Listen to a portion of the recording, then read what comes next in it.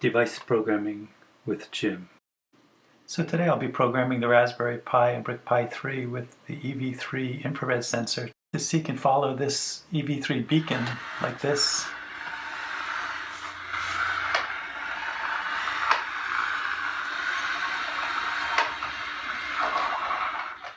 I also attached the beacon to an EV3 robot so that one robot can follow another just for fun.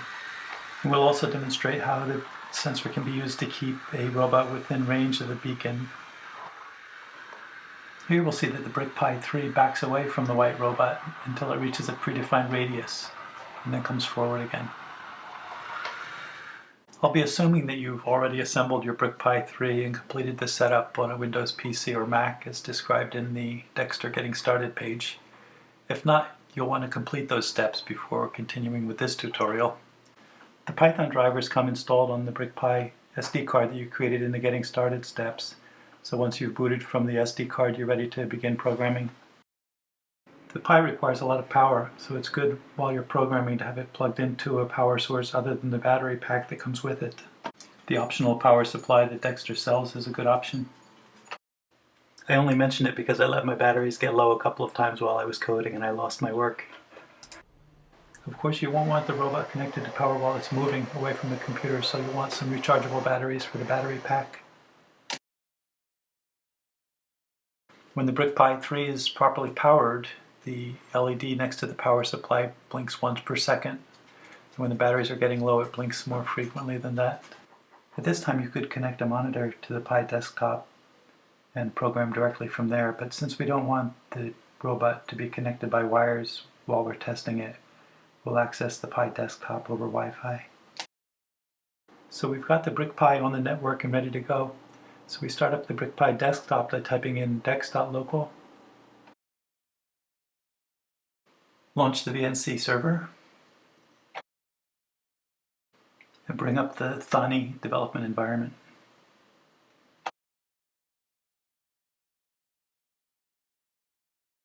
And we can start coding. We'll begin with some import statements.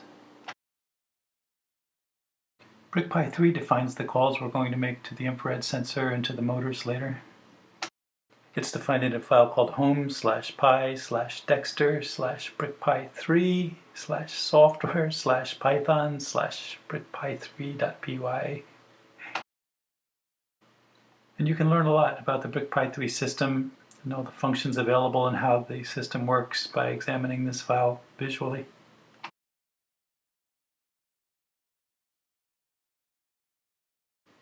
Next, import sys is required because we'll be calling sys.exit in the program, and import time because we'll be calling time.sleep.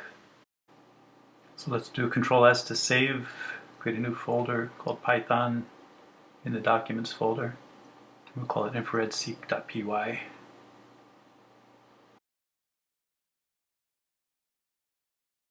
Next, we'll create an instance of the BrickPi3 class. We'll be using this class later to call sensor and motor functions. By convention, we'll be putting the infrared sensor on sensor port 4. So we'll initialize it on port 4 in seek mode. We can operate the sensor in one of three modes.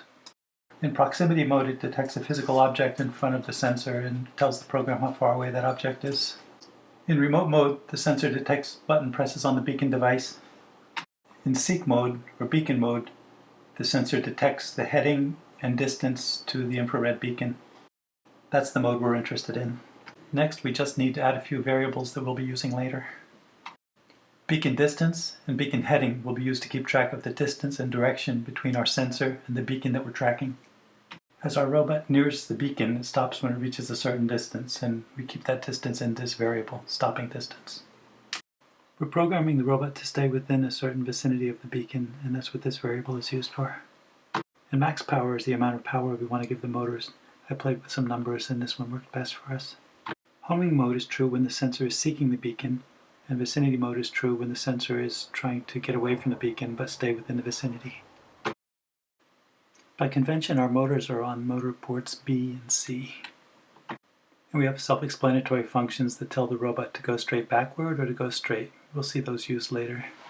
The next function is the turn function, used to turn the robot toward the beacon when we're heading to the beacon. So the sensor returns a heading value of minus 25 to 25, where minus 25 means the beacon is to the far left, 0 means it's straight ahead, and 25 means it's to the far right. So we stop the left motor to turn hard left if the beacon is to the far left, essentially by subtracting max speed from itself. And we do the same thing to the right side if the beacon is on the far right. And for heading values in between those extremes, we slow the left or right motor accordingly. So the turn function gives us a nice smooth turn regardless of where the beacon is. These next statements start the program off in homing mode, where the sensor is seeking out the beacon, as opposed to vicinity mode, where it's trying to get away from the beacon. Okay, here's the heart of our program. We start a forever loop, and we interrogate the infrared sensor. We print the return values in the output window just for diagnostic purposes.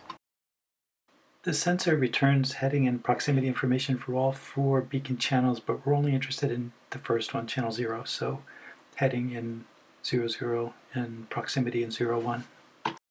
If for some reason the beacon is not found, the sensor returns minus 128, so if that happens, we'll break out of the loop and end the program. The rest of the program is pretty simple. If beacon distance is less than stopping distance, that means we were in seek mode and we've gotten too close to the beacon. So it's time to switch to vicinity mode. Otherwise, if beacon distance is greater than max distance, then we were in vicinity mode and we've gotten too far away from the beacon. So we want to switch back to seek mode. Regardless of whether we've decided to change modes or whether we stayed in the same mode. If we're in seek mode, we head toward the beacon by going straight or turning, depending on what heading the sensor returned above. Otherwise, we're in proximity mode, so we go straight backward, backing away from the beacon until we hit the max distance limit, the radius that we wanted to stay within. Next, we sleep for 20 milliseconds to avoid overheating the CPU in that tight loop, per the Dexter example programs.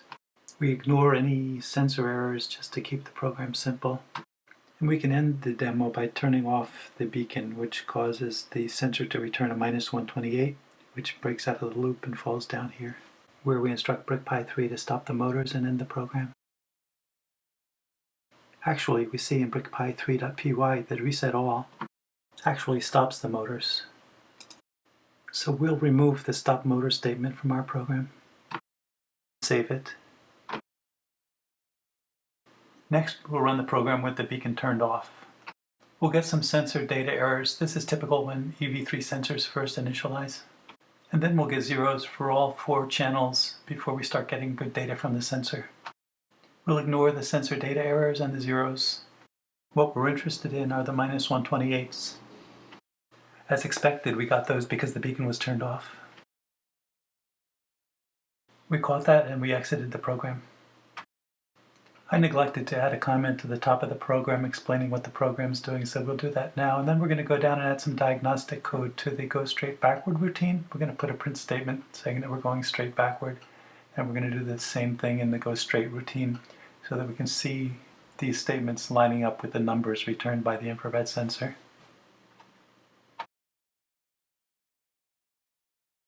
Next, we'll attach the battery pack to the BrickPi, turn it on, and disconnect the power.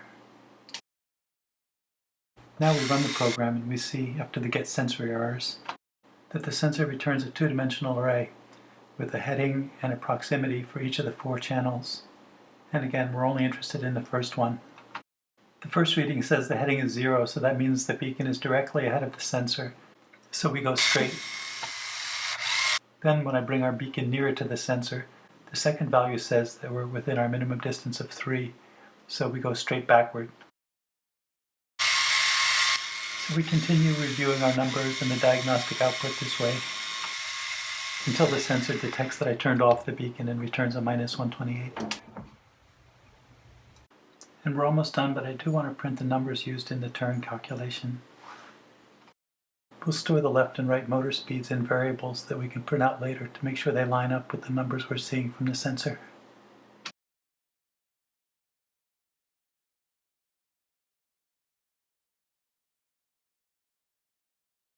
So we default the left and right motor speed to maximum up front. Then we adjust the left motor speed if the beacon is to the left. We replace those calculations with the new variables. Not in Korean, please. And then we print those variables to help us with debugging. So I ran the program and sampled the output. It seems to make sense. In this first case, the heading is -1, just a little left of 0. And if we do the calculation manually, we come out with 75 minus 3 is correct. So a speed of 72 is appropriate. In the second spot check, we have a heading of 6, and the program came up with a speed of 18 out of 75. So we do the calculation manually, plugging in the value 6. And we come up with 57, not 18. So something's wrong, and we'll have to go back and look at the program. And I can see the problem right away. When I reorganized the code for the diagnostic statements, I didn't do the calculation properly. I left out this max power minus from the right turn calculation. So fix that right up.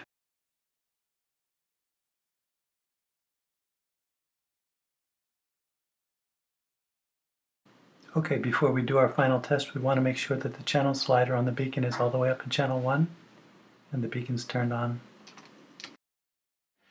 Okay, and I've done the spot check again, and the numbers look good this time, so we're all set. Just do a quick demo. Seek mode, vicinity mode,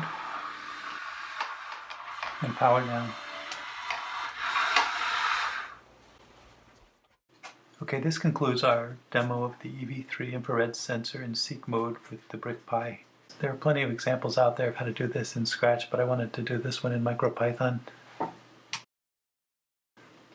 Now that we've done a demo in Seek mode, which is actually called Beacon mode, I'll be doing another one in proximity mode and another one in remote mode. They should be a little faster paced now that we've got the fundamentals out of the way. Thanks for listening. Please leave any comments down below. You're the best. Device programming with Jim.